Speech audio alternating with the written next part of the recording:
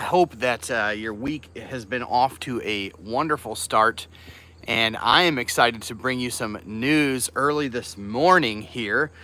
Today's date, of course, Tuesday, August 20th, and the Zepbound news that has broken this morning is absolutely game-changing. And so we had basically two announcements from Eli Lilly. Hat tip to Madison Muller over at Bloomberg for being all over this news this morning. And we're going to get into it. Before we do, if you wouldn't mind hitting the like button, the bell button for notifications, and the subscribe button so that you can stay up to date. This is the channel for breaking news on all things Zepbound, Mounjaro, Ozempic, Wegovy, Saxenda, Victoza, Trulicity, Zepbound, Compound. That's what we cover here, and we cover it as soon as it possibly breaks. Is what we aim to do here, and of course we cover everything at onthepen.com, where you can catch this all in article form. Make sure you sign up for email alerts there. So now that we got the housekeeping out of the way, what did we learn today? Well, the SURMOUNT-1 phase 3 study, which was the longest completed trial of Tirzepatide, which is Mounjaro and Zepbound, lasted 176 weeks, completed today. What did we learn? Holy smokes, here's what we learned: that Tirzepatide resulted in an average weight loss of around 23%, 22.9 to be exact, at the 15 milligram dose over a 3-year period. Hey, Mimi, how are you today? This is perhaps the most amazing part of this. The study demonstrated a 94% reduction in the risk of progressing from pre-diabetes to full-on type 2 diabetes mellitus. This is an absolutely staggering number. 94% of people who were pre-diabetic who took Zepbound 15 milligram over this 3-year period, there was a 94% reduction in the development of type 2 diabetes. What does this mean? Let's just pause and camp out on this number for a second. First of all, the study was over 1,000 people over a 3-year period. This is not a flash in the pan study. This is not, you know, a fly by night. Hey, we looked at a couple patients and this looks like it might be something. This was a 3-year study of people with obesity and pre-diabetes, 1,000 adults exactly. And there was a 94% reduction of the development of type 2 diabetes. Now, when we talk about accessibility of Tirzepatide, both from, a lot of times we talk about it in terms of Medicare, right? And other indications that you can get it outside of obesity.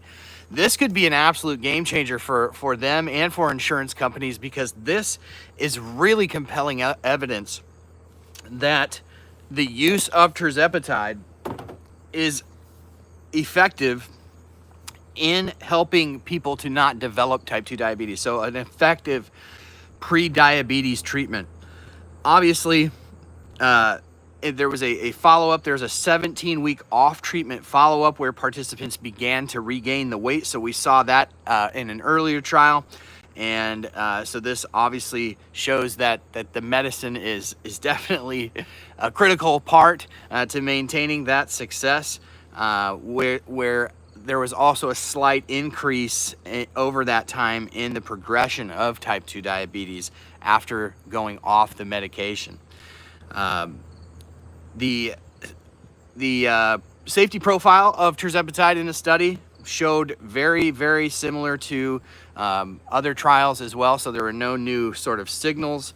And then we will get the full results of this this study in a peer-reviewed journal later this year, and at Obesity Week, which we'll be covering very closely. Of course, you've come to know On the Pen for covering all of the news that is relevant to diabetes and obesity. Obesity Week we covered last year. I'm sure there'll be others covering it this year. That's why you need to subscribe to this channel.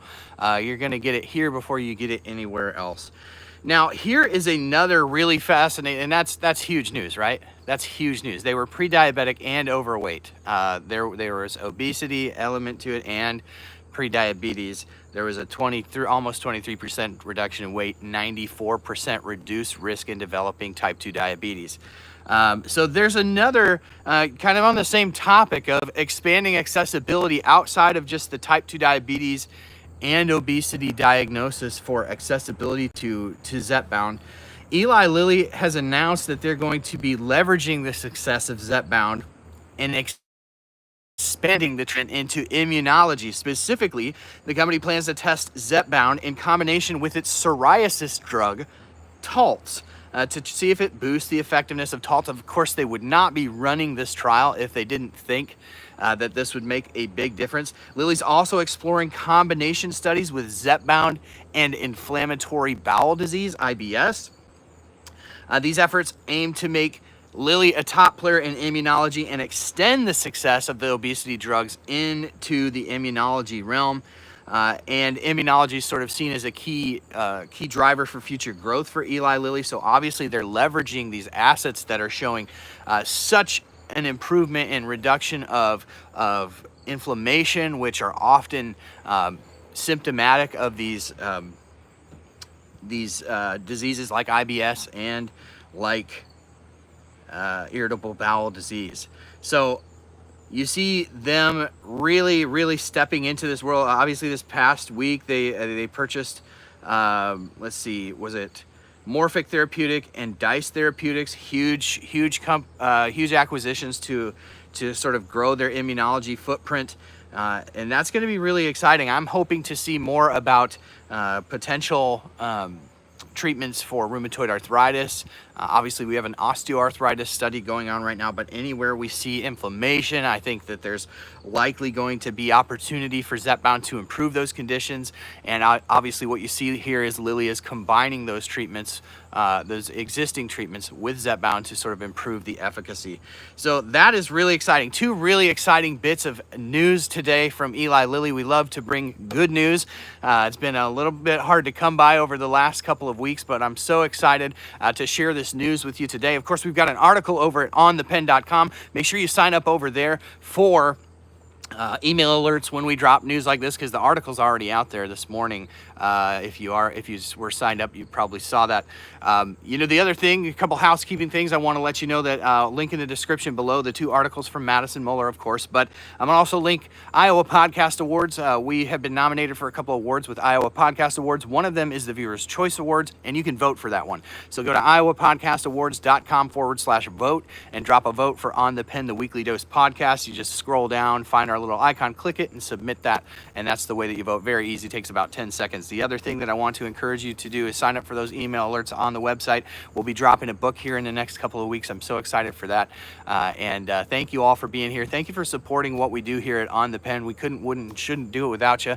Until more excellent news drops, maybe even more today. We'll see if the hits just keep coming. We will be here to bring it to you. Make sure you hit that like, hit that bell, hit that sub before you go, and we'll catch you on the next one. Thanks for joining me this morning, guys. I appreciate it.